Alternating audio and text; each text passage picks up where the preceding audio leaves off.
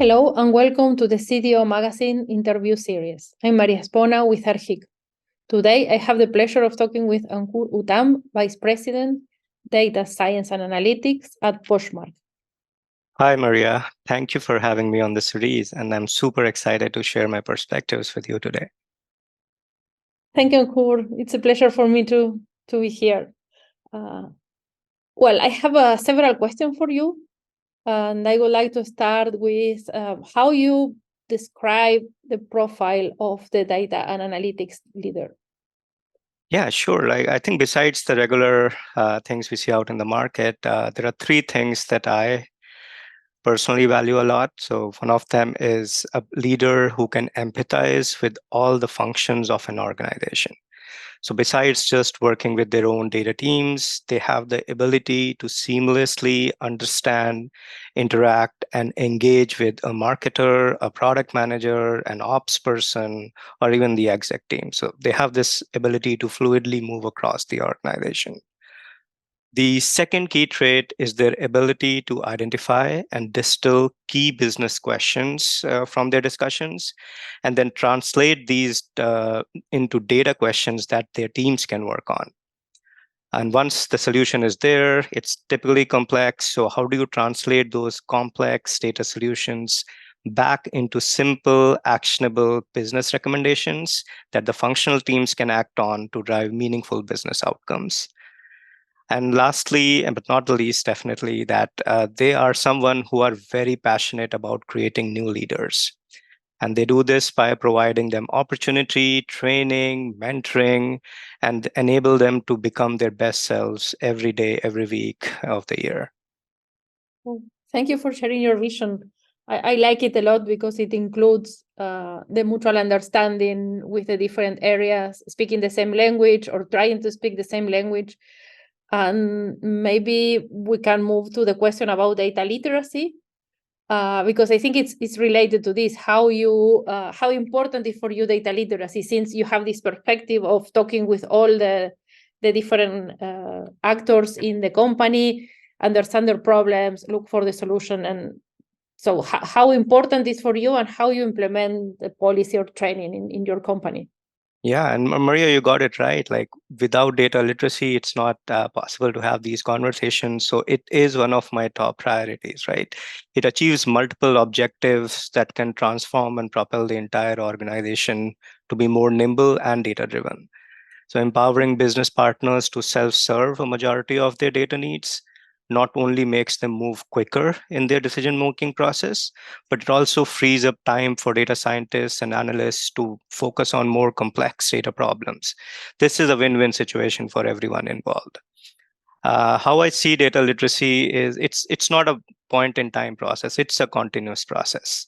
A new person who would typically join the organization will start with a basic onboarding training, which will talk about what kind of data exists, how it can be accessed through our BI tools, and then how can partners use some of the self-serve tools we have already created for them to create their own reports and dashboards. However, this is just the beginning of the learning. We live in the information age where data is doubling every few months, and there is increase in both the complexity and the diversity of data in terms of where it's coming from and how it's coming, like an audio, video, images, text files, you name it, we have it all there. And then on top of this, the wonderful data science and ML/AI teams are also continuously building new models and creating new ways of looking and interpreting the data we already have. So over time, you kind of accumulate this new information that's being created at an unprecedented pace. So this demands a regular learning and training series, which covers the newly added data sets and models. And over time, this new information then becomes part of their regular onboarding training. And this kind of keeps going in the loops and cycles as we discover new data and create new information. Oh, that's amazing. I like the way you we think alike. It's fantastic. I like it a lot. So you mentioned several data and processes. Which kind of data and how you analyze them in order to increase the value for customers? Sure. Yeah. I think in today's world, the biggest challenge I see is that a consumer wants both privacy and value. So in the past, when privacy was a bit fluid, then businesses were able to collect data and information about customers through our data partners and through aggregators. This helped them personalize their experience, leading to better outcomes for both businesses as well as consumers. However, in the post IDFA world and soon to be a cookieless world, this is becoming more and more difficult to achieve.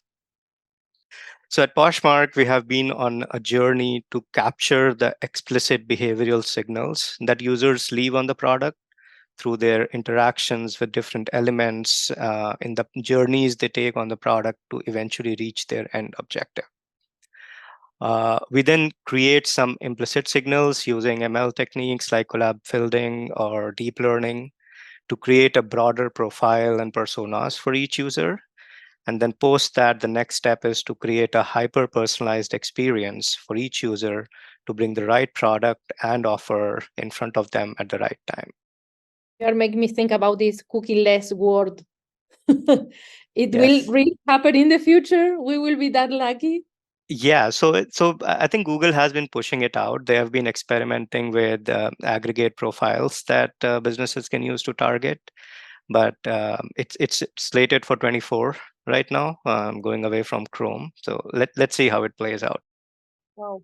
Yeah, it's a burden when you are looking at a website and it's, are you accepting the cookies? Are you not? So it will make our life so much easier. So it Yes, will be yes, fantastic. it's likely to do that. Correct. Yeah, yeah, it's evolving so fast, everything, that it's amazing. As you said. Going back to the characteristic that you describe in the profile of the leader, the data and analytics leader, I'm curious about what you think about if how you learn these abilities. Do you learn at the university? You learn it by doing? How do you? Yeah, I think it's a mix of both. Like, there's no one way to learn. There is always this vast knowledge that humans have created over millennia, right? So there is something for everybody to learn at the university, in the books, and from their professors, from the teachers, right? So let's talk about hard skills and soft skills separately. So hard skills are something that you can learn a bit more and to some extent practice through your like courses, through your I don't know, dissertations, etc. at a university. However, when you start to use those things in real life, in real world, and solving real world problems with a functional team, it is then you learn how to apply them to address customer pain points and not just have a appreciation of the math behind it, but also how that math is solving somebody and relieving their pain, and like also generating value for the organization in the way, right? You're solving a customer pain point, you're generating value for yourself. And over time, as these leaders and as the analysts, they work on a varied set of problems. They develop appreciation for the nuances in different customer problems, and how these different hard skills they have learned in school and college and university can be applied towards creating solutions for multiple problems. And a lot of times, these are like tools, like one tool can be used to solve multiple problems. Just have to um, uh, take the consumer context, take the problem context, and use the tool slightly differently. Wow. Soft skills, on the other hand, are I would say a tad more difficult to teach in a university. We can learn about different aspects. Let's talk about empathy, right? We know, like, it can teach us what empathy is, what we should do, try to inculcate it and learn it. But it's the real life experiences and examples when you're observing things happening around you, that's where you learn a lot of this. And the other aspect of soft skills is also around intentionality and practicing. So once you identify that you want to, let's say, learn empathy or you want to be an empathetic leader, first of all, you understand that there is a gap. I'm less empathetic, and I heard this feedback from either my team or my peers or my superiors. So I have this gap, and then in different situations, you are very intentional in trying to understand what is the perspective of the person whom I'm talking to, interacting with. So you have to be intentional in knowing and trying to practice to develop a certain soft skill.